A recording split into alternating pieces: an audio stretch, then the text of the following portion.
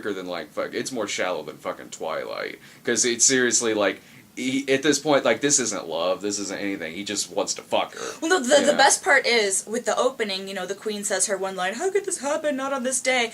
They're sitting, and, like, she's here, the body is, you know, yay over here, the prince comes up and be like, let us join our unions, and it's like, you know, props to the queen, she's like, my husband's warm dead body is over here. It's like her one moral moment. Yeah, that's her one moral moment. Excuse me, my husband just died. So, and then, so his excuse for falling in love with Snow White is, well, she rejected me, and his little right-hand toady was like, well, not permanently. But the guy who played the prince, though, was really good. He was decent, like, he's a lot better than this movie, He felt like you should have, like, plucked him out of this movie and stuck him in, like, Enchanted or something. Yeah, like, I mean, he wasn't bad. Like, he was charismatic. He was charismatic. He didn't sleepwalk through this role. Like he did a fairly. James King, I think, is the guy's name, and he's I looked him up, and he's been in a few other things on some different series and such, but I can't remember what off the top of my head. But he was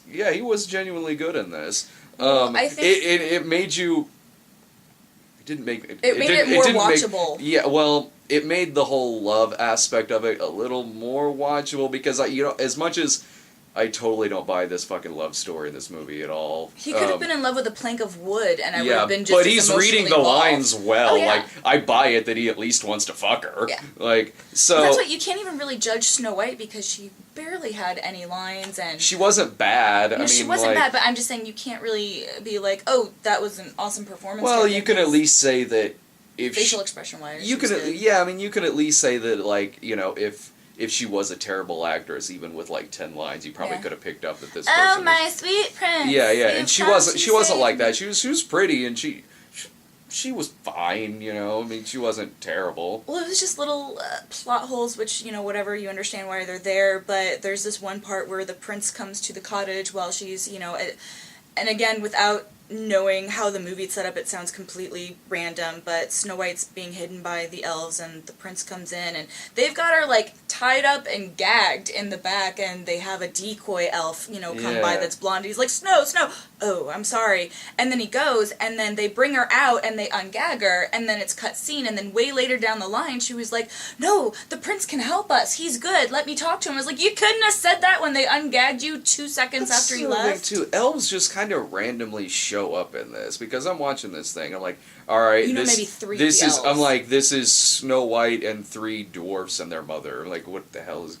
But then, like, sporadically throughout the movie, more elves, they randomly show up, but they don't have an entrance. They're just kind of there. Like, because by the end of it... gathering their armies. Well, by the end of it... No, it's not even about the army, because the army's separate. That shows up, like, the army elves show up, like, during the battle. Like, at the end when, like, the main group of elves are walking with Snow White, there's the mother, but then there are 7 of them. Like, they're just more just kind of appear throughout the movie. That was for the slow-mo scene. You had to have 7 something. And speaking of the army thing, it was so funny because they were building it up, and she's like, my massive army has arrived. She looks outside, and it looks like the Queen of Hearts army with, like, literally 20 people. And then later, when they show, you know, through the woods, it's CGI people, so it actually looks like a formidable army. And then when you see it again with the whole my army, it's the 20 people again. Yeah, it's like 20. So that was quite funny. But the thing with the queen and her charms and things like that, it's like she was more scary when she was being charmy than like you'd think it would have just been she would have softened, but it was more like love me. And and when she got turned into a crone, she has her elf servant turn into a crone, and it didn't even look like a real person. It was like a goth old lady with a big old rubber nose. I was like, just get an old lady. They just put pancake batter on her face. It was so bad. Threw a thing over her head. Like, if someone had approached me, like, because I mean and obviously, you know, they're not staying true to anything, but just common sense. Like, I mean, if someone had approached me, I'd be like, you know, instead of an old woman, just be like, oh, you know. When the queen's decapitated head flies off at the end. Like, I get it. Like, the asylum, it's you know, cheap CGI exploitation. But don't hone in on it for 10 seconds straight. Well, I don't know. That usually makes it funny when they hone in on it for longer, because these movies they're CGI exploitation, and there's like the queen's like fake head falling on the ground, and it's like Like they can't find a fake head. It's gotta be done by computers. Like usually I don't say that about the Asylum because I think the joke of a lot of these movies is that the effects are really really bad, and that's kind of funny. Well, it looked And like in this one it's just like it almost didn't fit because the rest of it's taking itself so seriously, you know. So that it was kind of an eye rolling moment. A little like I kind of laughed, but it's funny. It's funnier when it's in again. It's funnier when it's in stuff like Crocosaurus and stuff like that, because then it's like that's the joke. The effect that the effects are really really shitty. Well, because to me it kind of looked like the video game models before they finished the video game. It was all gray, and she's wearing this hat thing with a feather before she gets killed, and so that's still on her as like this big clump, and it's just like. It's worse than the stone Medusa head. It was just like, but it was a male model head. And it was funny because the lead up to it, it was all, you know, she's doing the whole Robin Hood Prince of Thieves, you will marry me, with the shady priest who's like, okay, yes, he takes you. And so suddenly, you know, the runt who you believe is dead before. And it was funny because I didn't know if he was supposed to be dead because it clearly looked like, you know, they did the whole shot through the shoulder, the side bit, but I was like, They were counting on you, nitpicking. I know. I was like, was that supposed to look fake? And so then they show a close up of him because it's kind of like, oh, you know, the comic relief is dead, and it's such a close up that it went through the shoulder. I'm like, I'm still not sure whether he's actually supposed to be dead or whether it was missed. He's missed. Give him a little more credit. I don't know. If he was supposed to be dead, the arrow would be CGI. It was a stabby utensil. A spear, yeah. So anyway, so Snow White gets free, and then she comes up to the Queen, and it's like this big, you know, climactic moment. She's like, you, and Snow White's like, yes, me, and they both raise their, like, epic swords, and then it's just pop, and I'm like, okay, that was that. Well, yeah, I can't go over 90 minutes. It was 90 minutes only? It was like between 80 and 90. It was somewhere around there. Like I just so much longer. Like I just didn't care much for it because it just wasn't entertaining. Like I don't care, but like I don't care about it like being different from the source material. If anything, I wanted it to stray farther from the source material because, like I said, cyborgs, sharks with feet. You can bring in like CIA, and that's what they did with the Three Musketeers movie. See, that's fine, but if you're gonna try and take yourself seriously, they bring in their CIA their CIA agents in the Three Musketeers movie. Mr. You know, and that's D'Artagnan. Awesome. You know, that's what I want on like out of an Asylum. But that's what I'm saying. If you're like gonna try and do a serious thing and change it up or whatever, that was the point. It went, you know, it farsified things without realizing it was, you know, making it silly. But then it's like, if you're gonna take yourself serious, change things or whatever, then at least fix your plot holes. Like how, like I said, when they're, you know, doing the opening scene where the prince sees her and is all like, oh, you're the daughter, and she'd been at some, like, you know, convent and whatever, and everything was just mishmashed together, and it's like, okay, so you're in bright blue and white Alice in Wonderland for your dad's funeral, right on. At least the queen wore black, but it was just everything. The love story was just so... And I mean, so it was just kind of funny because of the epic, you know, slow-mo motions and the stuff that's supposed to pull on your heartstrings, just like, nah, that's supposed to be touching, but it's not.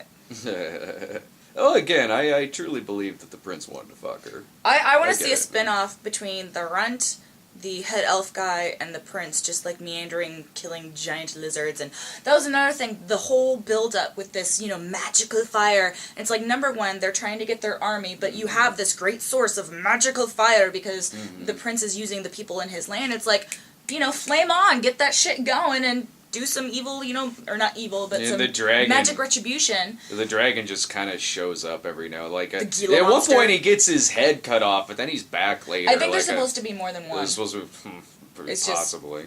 That was the thing too. I was waiting for some kind of twist of, like, you know, the dragon is actually, you know, an elven guardian using his magic. He's just a dragon in the woods. Yeah, no, he's just... It's the Asylum. They gotta throw in something like that. But that's the thing. It's like, you know, you've got the dark elves who had been guarding this flame, and they come and they're like, ah, la, la, la, killing people, and the one, there's like this it was Al-Qaeda.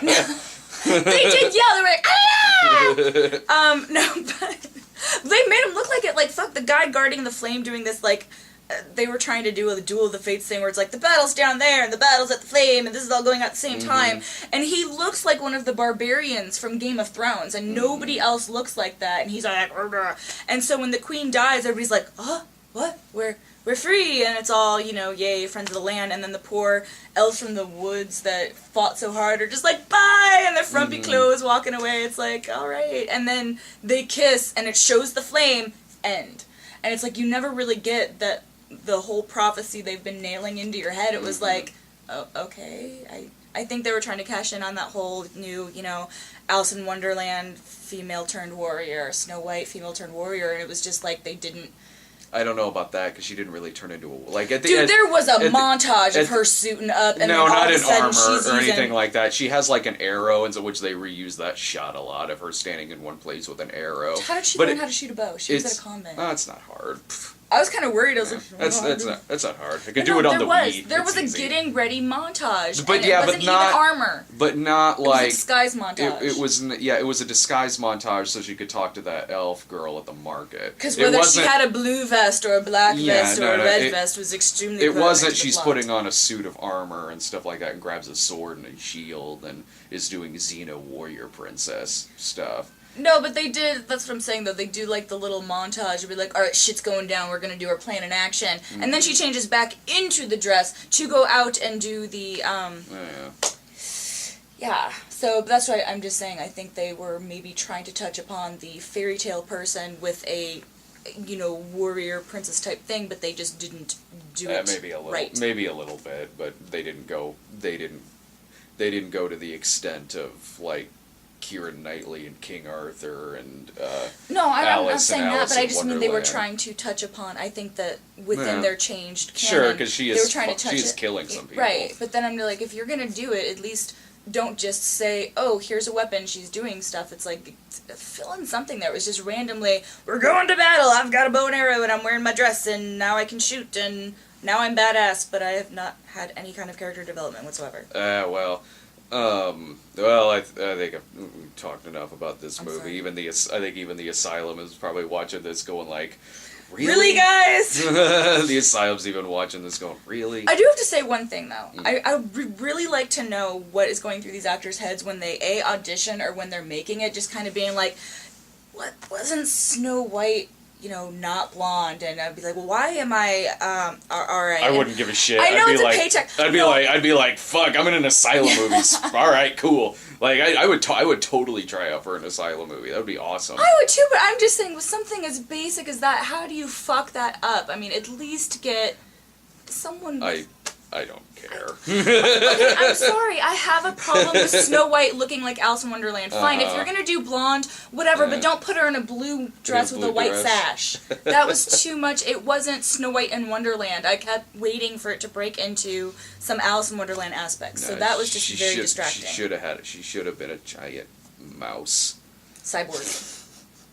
No, it's Cyborg's. Cyborg is the huntsman, and like. Snow White and the Seven Cyborgs. Yes, yeah. See, they could be robots. Like that'd be great. Start writing. We'll do it. We'll get little wind-up robots. I got shit I gotta do. I can't write that. You don't have anything going on. Just lay here eating Cheetos. Oh, I just didn't care much for it just because I thought it was boring. But that's just me. I would have liked it a lot if it was just campier, and it's not. It's too straightforward, and it's just uninteresting.